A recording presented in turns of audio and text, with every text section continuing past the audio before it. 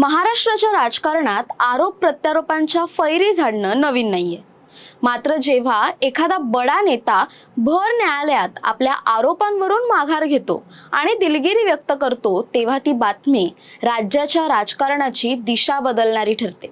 मालेगावच्या गिरणा सहकारी साखर कारखान्यातील कथित 178 कोटींच्या शेअर्स घोटाळ्याचं प्रकरण आज अशाच एका नाट्यमय वळणावर येऊन थांबलं। शिवसेना उद्धव ठाकरे गटाचे आक्रमक नेते खासदार संजय राऊत आणि शिवसेना शिंदे गटातील ताकदवार मंत्री दादा भुसे, जे गेल्या अनेक महिन्यांपासून कायदेशीर लढाईत एकमेकांसमोर उभे होते, ते आज मालेगाव न्यायालयात चक्क एकत्र पाहायला मिळाले।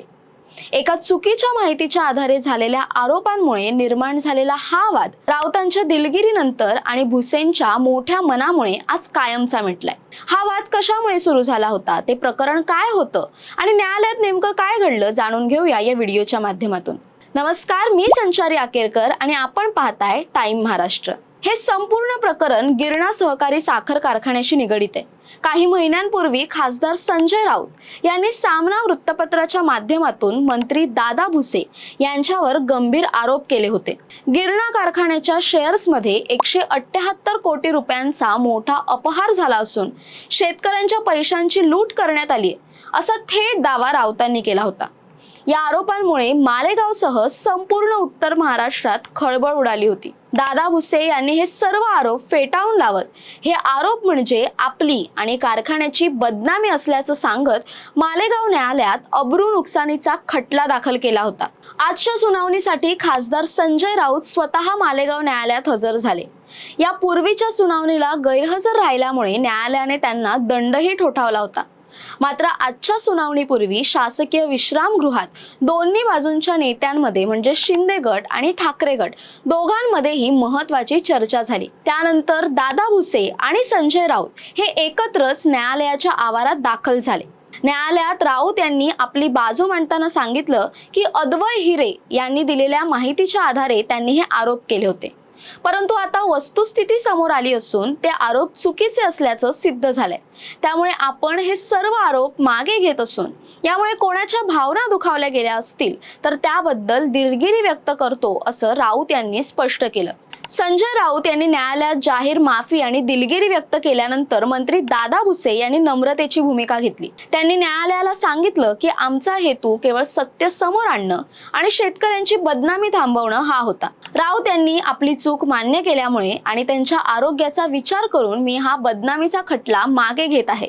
भुसे यांनी पुढे स्पष्ट केलं की गिरणा कारखाना वाचवण्यासाठी तालुक्यातील 11,000 शेतकऱ्यांनी प्रति शेअर्स 1100 रुपये जमा केले होते। ती सर्व रक्कम म्हणजे सुमारे 1.78 कोटी पारदर्शकपणे RTGS द्वारे संबंधित कंपनीला वर्ग करण्यात आली होती, ज्याचे पुरावे ऑन रेकॉर्ड आहेत। यानंतर न्यायालयाच्या बाहेर संजय राऊत आणि दादा भुसे यांनी संयुक्त प्रतिक्रिया दिली आहे। ते नेमकं काय म्हणाले ते आपण पाहूया। बघा, ते वक्तव्य मुळात ज्या आधारावर मी केलं होतं, तो आधार जो आहे ज्यांनी निर्माण केला होता त्यांनी आता त्या संदर्भात काय ते पाहावं। मला असं वाटलं की माझ्याकडून चुकीच्या आधारावर मी वक्तव्य केलं, असं मला नंतर लक्षात आलं।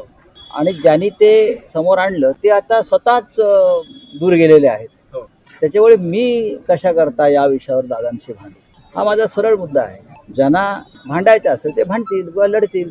कुठे प्रकरण सत्ता पक्षामध्ये तेही गेलेले आहेत, दादा स्वतः मंत्री आहेत। माझी भूमिका एवढीच होती जेव्हा माझ्या समोर आलं तेव्हा की हा कारखाना अद्याप जो आहे तो उभा करायला नाही, पण त्या संदर्भात मी नंतर माहिती घेतली, दादांकडून सुद्धा माहिती आली आणि मला असं वाटतं या विषयावर फार चर्चा आता करू नये, जे झालंय ठीक आहे। बघा, त्यांनी माननीय राऊत साहेबांनी चुकीच्या आधारावर म्हणजे मधला पॉइंटच काढून टाकला होता।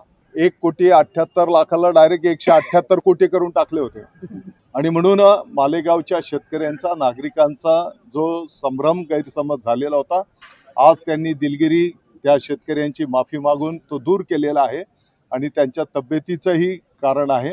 या सर्व गोष्टी पाहता मालेगावच्या शेतकऱ्यांनी सांगितलं की आपण त्यांच्या विनंतीला मान देऊ, हा खटला मागे घेऊ. या संपूर्ण प्रकरणाचा शेवट होत असताना संजय राऊत यांनी अद्वय हिरे यांच्यावरही निशाणा साधला. ज्यांच्या माहितीच्या आधारे मी हे विधान केलं होतं तेच आता सत्ताधारी पक्षात सामील झालेत.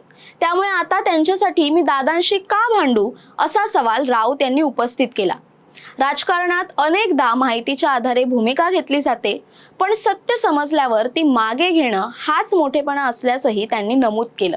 2022च्या सत्तांतरानंतर शिंदे आणि ठाकरे गटातील संघर्ष तीव्र झाला असताना दोन ज्येष्ठ नेत्यांनी अशा प्रकारे सामंजस्याने वाद मिटवणं ही दुर्मिळ घटना मानली जाते.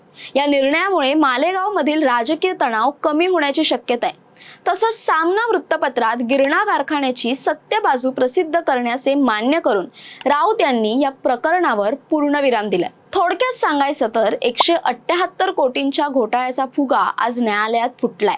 राजकीय चिखलफेकीपेक्षा सत्य आणि जुन्या संबंधांना महत्त्व देत दादा भुसे आणि संजय राऊत यांनी हा वाद संपवलाय. यामुळे संजय राऊत यांना कायदेशीर कटकटीतून सुटका मिळाली आहे, तर दादा भुसे यांनी आपली निर्दोषता सिद्ध करण्यात यश मिळवलंय. दरम्यान या सर्व प्रकरणावर तुमचं काय मत आहे कमेंट करून नक्की कळवा. तसेच अशा नवनवीन व्हिडिओसाठी टाइम महाराष्ट्राला सबस्क्राईब करा. धन्यवाद.